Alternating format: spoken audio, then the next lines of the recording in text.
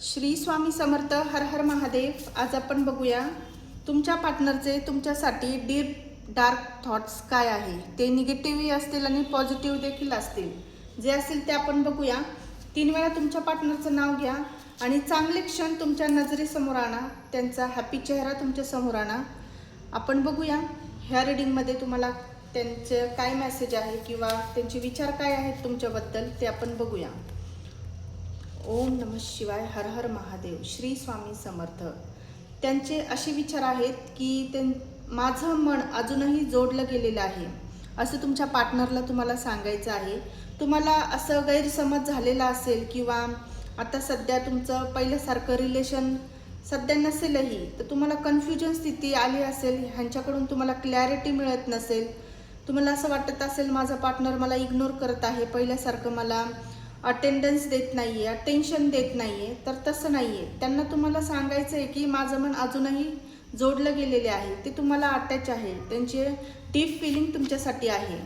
आणि दुसरं आहे मी ऐकलं नाही. ह्यांनी काही गोष्टी तुमच्या ऐकलेल्या दिसत नाही आहे. ते काहीही असू शकते.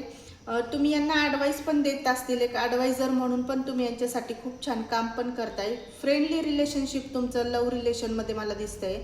काही गोष्टी तुम्ही यांना सांगत असेल हे चुकीचं आहे, हे करू नको, किंवा हे तुझ्यासाठी चांगलं आहे, काय चुकीचं आहे काय चांगलं आहे, अशा काही गोष्टी तुम्ही यांना सांगत असतील. पण मला इथे असं दिसतंय ह्यांनी काही गोष्टी तुमच्या विरोधात केलेल्या असतील किंवा तुम्ही सांगूनही यांनी तुमची ॲडवाईस घेतली नसेल. तर काही नुकसान यांचं झालेलं असेल.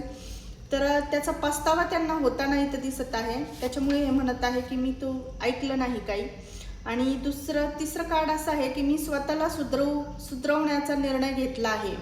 काही चुका यांनी केल्या असतील किंवा तुम्हाला अटेन्शन यांनी दिलं नसेल. पास्टमध्ये काही तुमच्यामध्ये वादविवाद झाले असतील तर ते सुधरवण्याचा प्रयत्न हे करत आहे. स्वतःला सुधरवण्याचा निर्णय यांनी घेतलेला आहे. आणि रिलेशनमध्ये एक स्ट्रॉंग बॉन्ड कसं तयार होईल, विश्वासात तुम्हाला कसं घेता येईल, ह्यांचे हे विचार डोक्यामध्ये चालू आहे असं इथं दिसते. आणि बघूया आपण मी भावना व्यक्त करू शकलो नाही. त्यांनी काही गोष्टी तुम्हाला व्यक्त केल्या नाहीत. तुम्हाला अपेक्षा होती की यांनी त्यांच्या मनातलं सगळं व्यक्त करावा माझ्या पुढं. त्यांचं दुःख सुख असावं, काहीही असो तुम्हाला व्यक्त करावं अशी तुमची अपेक्षा होती. पण ह्यांनी काही गोष्टी तुम्हाला व्यक्त केलेल्या दिसत नाही. त्याच्यामुळे तुमच्यामध्ये कन्फ्युजन निर्माण झालं. क्लॅरिटी तुम्हाला हवी ती तुमच्या रिलेशनमध्ये तुम्हाला भेटत नाही आहे. त्याच्यामुळे त्यांना ती कुठंतरी खंत आहे की वेळ निघून गेली. कदाचित तुम्ही त्यांच्यापासून दूरही गेले असतील, कॉन्टॅक्टमध्ये तुम्ही नसताल. तर आता त्यांना असं वाटतं की मी माझ्या भावना व्यक्त केल्या असत्या तर बरं झालं असतं. आणि तिचा किंवा त्याचं महत्त्व मला उमगलं आहे. आता कदाचित असं वाटत आहे तुमच्यामध्ये एक ब्रेकअप सिच्युएशन आता सध्या चालू असेल, नो कॉन्टॅक्ट सिच्युएशन तुमची असेल. तर मला असं वाटतंय तुमच्या पार्टनरला तुमचे एक कुठेतरी जाणीव होतीये. त्यांना एक खंत आहे. तुमचं एक महत्त्व त्यांना कळतंय. ह्या लॉंग डिस्टन्समध्ये किंवा नो ब्रेकअप सिच्युएशनमध्ये ह्यांना तुम्ही असल्याची किती मोठी जाणीव आहे. तुम्ही असल्याचं किती मोठं यांच्यासाठी जीवनात किती महत्त्वाचं आहे. एक आपण म्हणतो ना महत्त्व तुमच्याबद्दल यांना कळतंय. तुमच्याबद्दल किंमत एक कळती तुमची. दूर राहिले तरच ह्यांना ते कळते असं वाटते. मी स्वतःपासून पळालो. मला असं वाटतं की ह्यांचे डिसिजन ह्यांनी स्वतः घेतलेले नाही आहे. दुसऱ्यांचं ऐकून यांनी स्वतःचे डिसिजन घेतलेले दिसत आहेत. तर हे स्वतः त्याच्यातून पळाले आहेत असं सांगण्याचा ते प्रयत्न करत आहे. काही ऐकलं नसेल तुमचं. मी बदललो नाही, फक्त आश्वासन दिलं.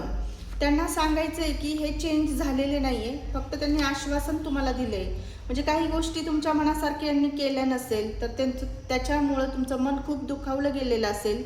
ह्या रिलेशनमध्ये तुम्ही खूप प्रेम देत आला आहात, तुम्ही टाईम दिला आहे. तर मला असं वाटतंय की त्यांनी तुम्हाला फक्त आश्वासन दिलं आहे, ते पूर्ण केलेलं नाही आहे. त्याच्यामुळं तुमचं मन खूप दुःखी झालेलं दिसतंय. तर त्यांना तुम्हाला सांगायचं आहे ते बदललेले नाही आहेत, पण परिस्थिती तशी नव्हती. माझं प्रेम अपूर्ण राहिलं. मला असं दिसतंय काही जणांचं प्रेम अधुरं राहिलं आहे.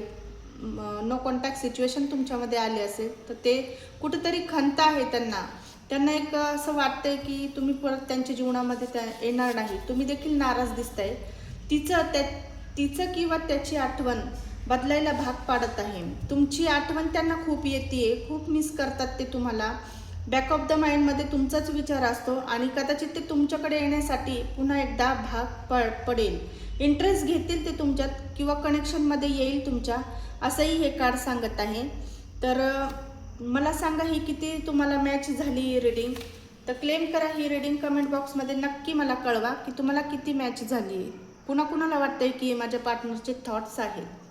थँक्यू.